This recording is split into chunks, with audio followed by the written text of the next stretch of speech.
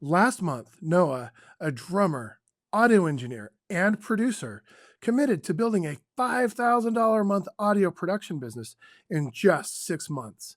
And he got his first client in month one. And that's great news, right? Well, maybe, and maybe not, because now he's got another harder question to answer. Was that just a fluke, or is it the beginning of a system? And today, we're going to reverse engineer how he got that client and make sure that he can do it again on purpose. So, welcome to Focus, Finish, Grow. I'm Bill Walker, a composer, author, publisher, educator, and the architect of the Create operating system. And today, Noah is back to talk about how his first month in Create went. And there's real progress to cover. Since our last conversation, he did get his first paying client, and he's already working on the next one. And because he's an independent creative who thinks a few moves ahead, he's already started a YouTube channel. And here's where it gets interesting, because on the surface, starting a YouTube channel sounds like the perfect Amplify move. More visibility, more people finding him, and more ways to become the person that future clients think of first. But here's a question we have to answer on camera today, and I don't know the answer yet. Is his new channel actually part of his goal? Or will it be the kind of distraction that pulls an independent creative off the income path before his business ever really gets started? So let's find out. Noah, welcome back. Thanks for having me. Anytime. So, how was it your first month?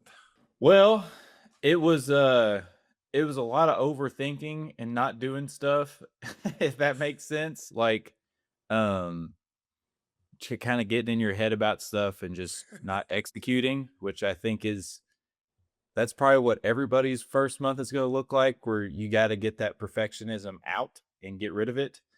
But I mean, now that that's gone, I'm just like, I'm going to do it. I've actually done stuff and got a lot of stuff done. So, yeah. All right. So, since we spoke last month, what's the single biggest change that you've had? I wouldn't say I care less, but like it's a mix of there's more confidence mainly in like the system and like the execution of everything, because I feel like the past like 4 years has been like, oh, I'm not good enough yet. And now it's just like, who cares if I'm good enough yet? Like I am good enough now, definitely. Like I feel like my skills have improved and I've got a little bit of a lot of people have complimented me on a lot of my production stuff. So that's a big part of it, because now my head's a little bigger than it was to begin with. That's I'm in a better spot now because of all of that, and I feel more organized as well because I actually understand what direction I'm supposed to be going in. So The last time we spoke, you were just beginning to formalize your choose goal, right? Your primary quest. mhm. And now that you've done that, have you noticed anything different since you began implementing the Create operating system? uh since I've started mixing other people's stuff and more my own stuff, like it took me like 3 months to mix a project. And it was my project, which is why it took so long. But I recently, like, I've started taking notes and like writing stuff down. And I feel like it's the same way with what I'm doing here. Is like, I know what the goal is, but I didn't know how to achieve that goal. And like the system really puts it into perspective on how to execute it and how to do it. And it's the same concept with like when I'm mixing, like I need the notes to write down, so when I come back the next time I can just pick it up and be like, oh, this is what I was working on, I need to go work on this, instead of just like listening to it 5 times and then like this little baby thing that hardly matters that I spend 2 hours on it. I mean, that is something I feel like a lot of people can relate to. And that's how I feel with this, is like I have this big goal, but like it condenses it down into smaller goals with like the the big goal in mind, if that makes sense. Yeah, no, that's great. I'm glad you got your mixing project done. I know that our personal projects a lot of times take longer than the projects that people pay us to do. So Yep. well done. So tell me about how you got your first client last month and what kind of client was it? So there was a band. They, I love them. They're great. Their music is awesome. They're one of the bands like within the scene that I'm in that I actually respect. And not that I don't respect any of the other bands, but like they're one of the like top dogs. And I think everybody else will echo that with them. And so they had a release show at this it's this little bar and it's super DIY and like they just have like speakers and you set up in a corner. It's hardly it usually when you play there, like you're held back by the sound system. So you hear everything but the vocals. So I was like, I texted them because we've gotten closer with them. I was like, do you want me to come run sound for you? And so and I was just like, I'll bring my nice board because I've got a nice mixing board and I can sit in the back and EQ it. Because the big thing is like feedback. So you got to get rid of that and make it where the vocals are actually mixed so you can hear what's going on. And so they were like, they kind of took a little bit. And then I was like, I've done screwed it up. Like I got my head about it, which was kind of funny. And then they they text me like, yeah, come out and run sound for it. So I came out, hooked everything up, and it actually went pretty well. So and everyone was like, that's the first time I've been able to actually hear what's going on there ever. Like it was they're like, that's the best it sounded. And it was loud. Let me tell you, it was so loud, but it ended up working out really well. And I could get into why, but this is not the place for that. Because there was like there's a few tricks that are really interesting to me personally. But yeah, that's I don't need to get into the gear and the No, that's mixing and all fine. that type of stuff. But you got paid, right? I did get paid. I'm very And excited about that. and you ended up getting paid because you were proactive and approached them and Yeah, you went out and found the gig and then it worked out. yeah, and it was a necessary evil because like that was a big show for them. They got this album that's great, and I was like, I don't want them to have to play in their hometown and not be heard correctly. So yeah, it was pretty cool. So did going through this process teach you anything? Yeah, like first of all, like when you if because I starting out, I mean, a lot of this is just going to be not necessarily cold calling, but just going up to people and being like, let me work for you and stuff like that. And patience is a big part of it because, like, I'm just like, I need this now. But, like, if you just wait a little bit, either you're going to get it or you're not. And it doesn't. If you do, great. If you don't, that's also fine. Like, you got to, what is it? The thing you say with real estate, you got to knock 100 doors just to get, like, the last door is the one that, that one's going to actually be something. So, yeah. Well, and if you do it consistently over time, eventually you don't have to knock doors anymore. You will Hmm. get business by referrals. And the more that you get out there, you were there, you were at the gig and they said this is the first time that, they could be heard. Right. There's other people in the audience. There like was this place pretty full? It actually yeah, it was a pretty full room, which is surprising for that venue. Like it was the most people I'd seen there in a while. Do you think that a lot of people had that feeling about the sound that it was superior than other times? Yeah, because everybody echoed that. At least like there's a lot of the bands that played there because they're used to playing there. They're like, yeah, it sounded great, man. So I've got that going for me. I'm really excited about that. And you never know, it may lead to another gig. Yeah. Um that's that's kind of the goal with it, but also like I was kind of thinking about it earlier, like they do a lot of their own production. So maybe something down the line I could end up doing some stuff for them again. They're definitely they just got a whole album out. They just did a big tour, so I probably won't be helping them out anytime soon, but like down the line, that's definitely Well, something that could maybe happen. they'll come to you next time for their next album, Let's right? hope. I mean, they're going to record. Yeah, hopefully. Hopefully they'll go on and do another one. Yeah. And they will. And the other thing is like the guitarist in my band might be joining them. That nobody knows that, so maybe I shouldn't announce that. But like he just played a gig with them. But if that happens, yeah, I mean you never know what's gonna happen. You're right, you never know. Yeah. So, did your confidence go up after charging and actually getting the money? Yeah, like it definitely made me more like I knew I could do it because I mix way harder stuff than that. But it definitely made me more confident in the business side of it, of actually just reaching out and being like, "Come, let me do this for you." Like that. I think that was the hardest part for me. The production side of it, that stuff's easy. I mean, I mix way harder stuff than that live, even, and I'm not a live engineer. I just have to do it. But it definitely made me more confident in just going out and doing it. That's cool. So, um, if we reverse engineer, right? Our goal is December 31st. What do we have lined up for the next prospecting situation to try to get the next client? I'll be honest, right now, not much. Like I That's haven't. okay. One of the things I tell my students all the time is just be honest. I can work with honest. So yeah, no, just be honest. We got that. So where do we go to next?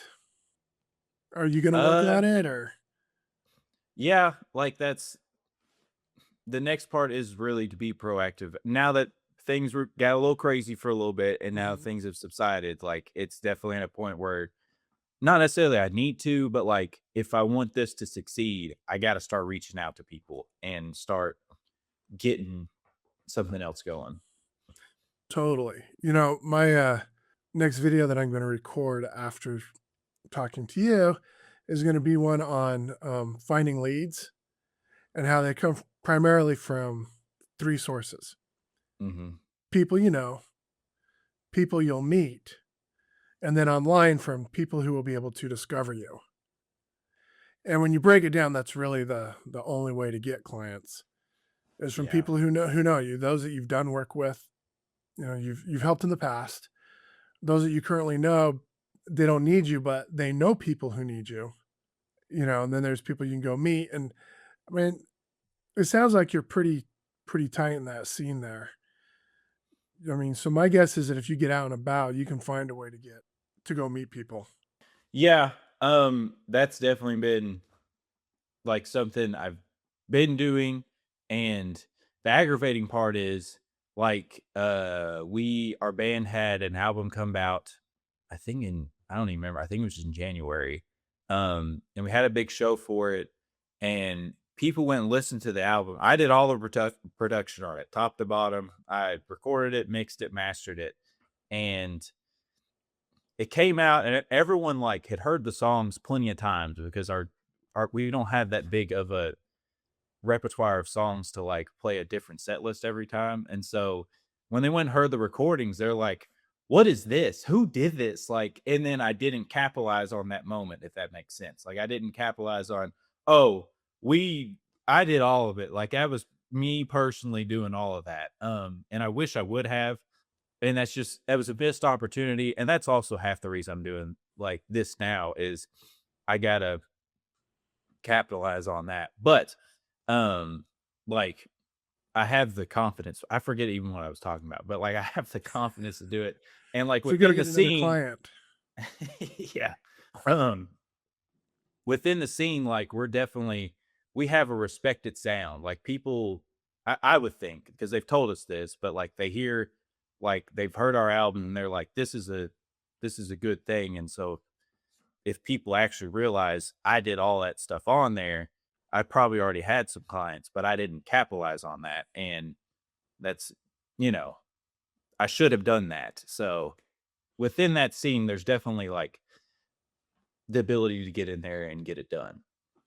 So you can begin to capitalize on it in the future. Yeah. And we have new music coming out. So people will be reminded, especially because like I think our production went from here to here.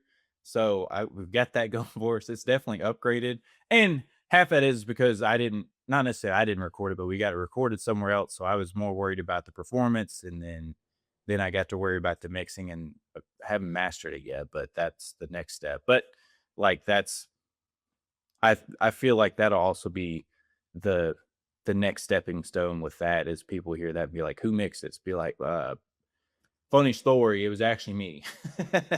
So Oh, that's so good. I mean, it's nice that you're realizing, there was a missed opportunity, but it's something that you can capitalize on in the future. yeah. And that's really hard for a lot of people to acknowledge that, oh man, I had this chance, but I didn't really take advantage of it. You know, you noticed it, you're going to in the future, and that's fantastic. Mhm. So now that your life slowed down a little bit and you're ready to get that next client, what Amplify habit do you want to implement this month for month 2? Right now, my goal is currently, and I've kind of gotten this set up for month 2 as well, is like really using I see social media less as like I wouldn't say less as marketing, but like I see it as like my portfolio, if that makes sense. Like here's the things I'm able to do and the things that I know how to do. And so like building up my portfolio is kind of my main thing right now. Is just build that up and get it to a spot where people understand like the sounds that I'm making and what I'm able to do. And I, with that, the next step is to like show something that's here and then show something that's completely different from it. Like I've got maybe something that's more of our uh indie sound, and I need to next I could do like something that's more of like some of the pop stuff that I've created. So I think broadening what I'm able to do, or broadening showing what I'm able to do in my portfolio, we'll call it, because that's what I see. YouTube, social media, all that. That is, to me, it's strictly a portfolio of stuff I'm able to do. So that's building that up further is the next is going to be the constant goal, is always be evolving and doing that type of stuff. Well, and that's great. If I'm looking for somebody, I get hit up all the time. Hey, we can guarantee you 1 million views, or we can guarantee you 10 million views, or hey, do you want us to do all your marketing? And we'll get your next 10 customers. And then I go look them up, and they've got like 10 followers and Yeah, 2 posts. I'm like, I'm not trusting you with anything, no joke. and yeah, I'm sure you've encountered the same thing. It's like, let me see it. Where's your proof? Mhm. Let me see your platforms that have 1 million followers on it. And let me see your 10 million views. And let me see the results of other clients that you say you've worked for. And that's hard when you're first starting because you don't have a huge history of success with other clients yet. But I think if you're getting out there and you have a really strong message and the work you have done is really strong, that can kind of compensate for it until you do have this huge portfolio and everybody does know who you are. But see, Mhm. that's that what you just described though is that third type of person is getting out there so that people can find you and see your Mhm. proof of what you can do. And do you know who Grant Cardone is? I do not. Okay, well, he's a big real estate guy and he has a book out called The 10X Mentor. He has a line in his book where he says it's far more important to him that people know who he is than trying to know everyone. And so, like, what you're trying to do with your portfolio online is get it so that all these people know who you are. Mhm. And I think that's great. Which brings us to your YouTube channel. I know you and I had privately talked about, doing a social media audit and getting everything set up. You have completed that, correct? I believe so. And do you have a priority of which channels are most important or which platforms are most important to you? Um, because it's the space that I'm used to, because my band is specifically on there. Instagram is kind of my main one. I feel like there's a lot of good stuff there. YouTube is second, and TikTok I haven't done much with because it's TikTok and it just stresses me out. Um, Don't let it stress you out. It's not that bad. uh, but and then of course everything I put on Instagram goes straight to Facebook, because I just set it up to do that, and I don't touch Facebook. Like it's just, yeah, It's but just automatic. it's just automatic, and I don't even know if I have any followers on Facebook. I might have like 2 or 3, but it's going on there, and people do see it. Like you can see the views between the both, but Instagram is definitely my priority right now, just because I feel like it's the, especially with like the DMing and stuff like that, like it's the place to start for that type of stuff, especially because all these other bands as well that you would reach out to, they've already got Instagram as well. So that would be the avenue that I would probably use to reach out to them. I doubt any of them have uh any type of YouTube or stuff like that. And it's mainly because this is a whole different thing, but these bands think that all they have to do is post, hey, we got a show coming up, post one poster about it, and then they post one post for their album and that's it. And it's like, you gotta do a little bit more than that. But that's Oh, yeah, you if you saw, and we used to do it. I mean, I can't sit here and say that I didn't do it, but like you just got to understand it takes a little bit more than that. man, it takes a lot more than that. Mm-hmm. Like, how committed are these people if they're not really getting out there and promoting on a regular basis? Yeah, it that's a whole that's a like 3 different podcasts we could do about just actually trying to up your business, turning your band into a business. Like yeah, it's a whole that gets me fired up. So Hmm. I'm going to do a video on that too, but not for 6 months. I actually did. I've planned out my next 48 videos that's smart. on. So these are videos that I'm just creating. Obviously, if I do an interview like with you or with other people, that'll be in Mhm. addition to. But yeah, I've already planned out the next 48 videos and the order in which they're going to be done. So, but I actually have Smart. one for that. I'm going to do a whole musician series. They need So, it. but yeah, I was thinking about it. I'm doing all of this basic business stuff around Create. Like, I need to really do some stuff around specific groups of people that I relate to, and musicians are one of them. I've fallen victim to what you've described. Hey, let's just post once. Why isn't it packed? Or, Mhm. I mean, you're right. We could do podcast after podcast about the woes of musicians and trying to turn it into a business from a hobby.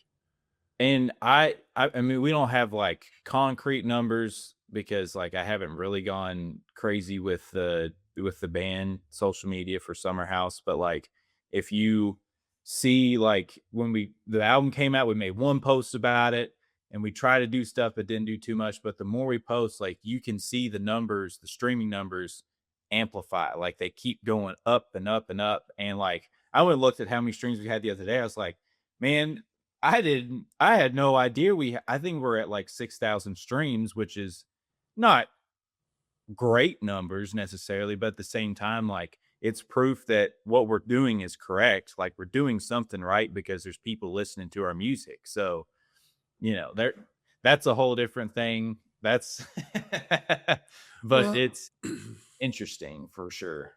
you know, looks like you need to follow your own advice on turning your band into a business. Well, you will be happy to know we've got 2 new songs coming out and I've got 12 weeks, 12 weeks.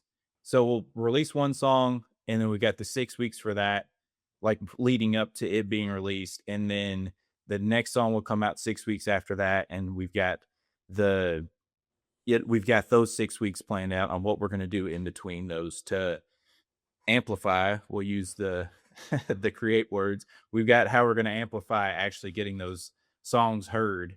So I've been doing my own stuff. Like you'll be proud to know I've been using the create stuff on the side for my band. At a That's not the fantastic. Yeah. And it worked, like it's helping because I've told everybody it's like, here's what we're gonna do. And they're like, oh, we're actually, Yeah, we're actually doing this. Shocking. And what a novel concept. All right, so you've talked a lot about amplifying. What's the next step in the Create OS? What's after Amplify? I forget. You're gonna have to remind me. See, because the next two are super important. So after A is T. T stands for track. You're telling me that like you don't know if you're getting any views on Facebook or not. You should know those things. And your 6,000 views, you need to know which platforms they're coming from. You need to know if you did anything to get those views. And then the E after tracking is evolving. Like now that you've got some real data, how can you amplify even more? Mm-hmm. Do you need to go back and create or choose? You need to go back and choose a new, primary request for the band so that you can reverse engineer it. And it sounds like you've got a good start with the plan for the 2 new songs, but don't neglect your asset that just came out. Mm-hmm. If it's to 6,000, there's got to be a way for you to get it to 12. Yeah. Anyways, I know that we weren't here to talk about the band, but maybe one day we should get you and your bandmates on here and actually help you guys Create as a band where it's not just you, but they That would be actually fun. buy into it. I And do.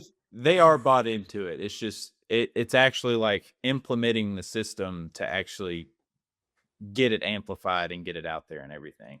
I know it's tough. I mean, creatives are I don't know if we covered this, but creatives have 3 just massively huge problems. One is choosing, right? Mm-hmm. A genuine creative gets more ideas in a month than most people will ever be able to do in a lifetime. And so it's hard to stay focused on that one project at a time, right? Your one primary quest. All right. So it's also hard for creatives to put these other ideas onto a future list, because they're like, well, we're doing a disservice, so we're going to forget them. So we got to act on them now. It's like, no, no, no. Put them on your future list. Finish what Yeah. you're working on. Get to these later. And so now you're protecting the other ideas. So you're actually being responsible. So that's the first big challenge. The second one is amplifying, which you're experiencing. You're experiencing it personally as a producer, and you're experiencing it with your band. Part of your job is making sure that the right people know where to find you. Mm-hmm. And so you really need to be out there enough so that these customers and clients know who you are and they can find you. And then the last one, which is probably the biggest one, number 3 is accountability. Creatives don't want to be accountable. Man, we need to have rehearsal Wednesday night. Oh, I can't do it. Why not? Right? And they come up with 4,000 reasons not to do it. And then you get to the next band practice and you go, we promised that we were going to rehearse 3 days a week. Yeah, but no excuse. Either you do or you don't. And it's really easy to come up with excuses not to do things. Yeah. And you are going to have to be big boss man with your band. Make sure they support you on your amplification journey. I mean, do they help you? Yeah, it like when I ask for help, that's the hard thing is me asking for help. But if I ask for help, I'll get help. It's just a lot of the times I'm just like, I'll just get it done because that's kind of I think that's like a big thing with creatives too, is you want to do it all yourself when you probably need to reach out and get somebody else to help you. No, absolutely. And to scale, it's important to have help because there are a limited number of hours. Mhm. And speaking to that, I can't remember who it is because I've been listening to so many books lately, but either Dan Martell in Buy Back Your Time or in one of Ben Hardy's books, they talk about 80% done by someone else is 100% done not by you. And you're right. I don't like asking for help because I'll just do it. But if you can get them to do it, even if they don't do it quite as good as you, but if you get 2 or 3 people doing 80% of what you can do, that frees you up to focus on the 20% that just you can do. Right. And then eventually you'll offload 80% of that 20%. And now you can focus on the remaining 20% and have other people focusing on that 80% for you. And yeah, it's tough. Very. Super tough. But you've seems like you've grown quite a bit in the last month. Yeah, it I can say like doing this whole thing, it's like helped me get the right head on things, if that makes sense. Just like I feel more focused and like you brought up the whole track thing. I've tracked everything up here, but I need to actually write down everything. That's like that's the next thing that's holding me back that I need to do is to actually take the data, write it down, and get it tracked out. There's a lot of value in actually being able to see it, Mm-hmm. like, right in front of you. And it's hard to do. I mean, okay, it's not really hard to do. It's just an additional step that most of us are not used to. Yep. And but here's the best part. Once we have our tracked data, then we can begin figuring out ways to use that data to evolve and become better. Right. And I think a lot of times when it's just in our head, it's hard to take that next step of what does the data actually mean? How do what did we do to get the data? How are we going to use this data to make the next 4 weeks better? How does that get us to our ultimate goal? So for you, is it going to get you to your 5K a month by the end of December? Or is it going to get you to 100,000 streams with your band? When you have it down in front of you, you can start using the data. So before we wrap up, we need a challenge. What in this month two, between now and a month from now, what single action, actually, which single step in Create do you want to focus on for the next 4 weeks? Uh well, like I want to this month like I need to start reaching out to people and start we'll call it cold calling people to start working with them. So that would be an What would amplify. correct. Now, if I don't know if you remember, we last time we kind of reverse engineered what we needed to do to get you to where you want to be at the end of by the end of December. Mm-hmm. I want you to consider doing one more thing as you are doing your direct outreach. You ready for this? Let's hear it. I want you to create a 3-tier pricing system. Okay. So you have a starter offer. That's your least expensive way to work with you. Then you have your standard offer. That's where you want to make your most money. And then create a premium offer. That's your highest touch offer. That's where people get the most access to you. You're going to do the most work for them.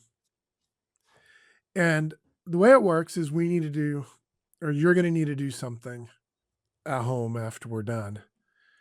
And that's create your price floor. As you're creating this, what is your floor on where if you price it below this, it's no longer worth your time to do? Okay, so and the way you do that is you can do it 2 ways. You can look at it as dollars per hour or number of projects in a month. So I just did a video on this, and we're going to do an example. Let's say you need to make $3,000 a month. And in order to make $3,000 a month, you only have 80 hours in which to work. So these aren't like admin hours or other marketing hours. These are just client hours. And so if you have $3,000 a month divided by 80 work hours, you end up with a price floor of $37.50. And so anything you price has to be at that floor or higher.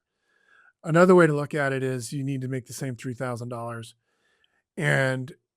but you only have time to do 10 projects in a month. So now you do your $3,000 divided by 10. It means that your price floor for your projects can't go below $300. Make sense so far? Yeah. Yeah. And for anybody out there listening, I'll put a link. Go watch it. I have nice pretty graphs and you can see the graphics. This is just impromptu based on where we're at.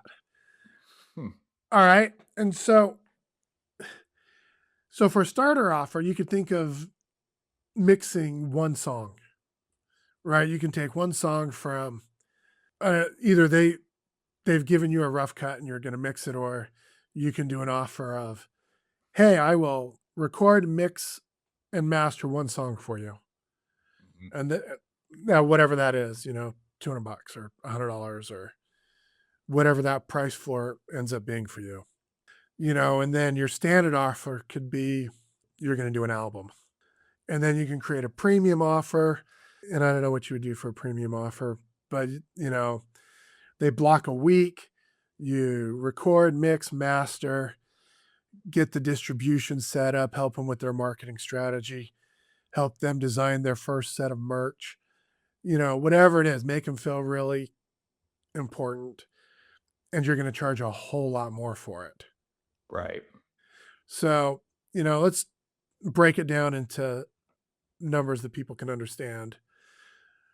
And who knows, maybe for your starter offer, you don't do a mix thing where you're actually physically mixing. You put together a booklet of, before you start spending money in the studio, this is what you need to do. When you're at the studio, this is what you need to do, and sell it for like, $27 to $47. Create a checklist. So now you're not even mixing or doing anything. This is all stuff they need before they come see you. And then maybe your standard offer is just a 4-track album, right? And a little EP that they put out. And you make that, I don't know what, $300 to $600. Does that sound feasible? Yeah, that would work. And then, it could be $400 to $700, whatever that turns out to be. So you're not going below your price floor. And then for your premium is, you're going to do the entire album. You're going to show, you're going to do, I don't know, maybe include 2 rehearsal days in the studio, make sure they know what they're doing. And you're going to get it all polished. And when you're done, they get a final product. And, now that costs like $3,000 or $4,000. But you've got it all set up because you want your standard offer to be the one that people gravitate towards. Mm-hmm. You're like, well, he's got this. Okay, well, I think I'm okay here. And I can't afford this other one. I want it, I need it, but I can't afford it. So I'm going to choose this middle one. And that way, as you're approaching these people, you've got 3 things to offer them. The starter person can start out, it's an entry point so that you can prove results and move them up. And then your standard offer is where you live most of the time. And for bands that have a trust fund, great. Take their money. Give them the ultimate recording experience. So what do you think? Yeah, that's kind of the next step. That's what should be the next step, honestly, is actually coming up with the business side of everything. So that's what I'm going to do, is like get that priced out. That's very smart. Yeah. So before you contact your first person, determine your price floor and then build out your offers around that price floor. And then go ahead and start approaching people. And then as the conversation goes, you can go, this is what I got, and then hopefully they will self-select what you wanted them to choose in the first place. Yeah, I like that. That is, that's because I get people reached out to me for photos because I take pictures too. And they're like, how much do I owe you? I'm like, I don't know. No. And see, and that's the thing. Maybe for your premium offer, you include band photos. Yeah, I could. I mean, there's a lot I can do. The trick though is to go ahead and determine all these packages, or determine your 3 main offers before you start reaching out. And if you do want to offer these other services like photos, do the same thing. Starter package, standard package, and your premium package. I mean, you're in business to make money, not in the business to go broke. Yeah. Right? When we set this goal, it's we want to build profitable and sustainable creative businesses in 6-month time frames. So our first time frame is going to end in December. When that happens, we will start a whole new project come January. But for now, let's get your 3-tier pricing system built out. Sound good? Yeah. All right. For our interview next month, you'll be able to share your 3-tier pricing system with us. Mm-hmm. And then, all right, now that we've committed to do that, how much outreach do you think you can do over the next month? I'm gonna try and reach out to, let's say, 20 people, 20 different artists. That's not bad, except for one word: try. I'm gonna reach Dude, out to 20 there you artists. go. All right. So we're going to reach out to 20 artists and we're going to create our pricing system. And you know what's interesting? When if you do reach out to 20 artists, you're going to learn so much, Yeah, no joke. which will help you reach out to 40 next month. All right, everyone. If you found any benefit in this, subscribe and share this video with one other musician. And Noah, where can people find you? I'm on everywhere now. If you look up Producing Noah on Instagram, Facebook, I do have some stuff on TikTok or on YouTube. You'll be able to find me. And within that, there will be a link tree, or YouTube has everything else linked out already, but you can find all my stuff on there. And if you want to work with me and don't want to go through all that, producingnoah@gmail.com. Yeah. Awesome. Thank you. So everybody go find him at Producing Noah on your favorite platform.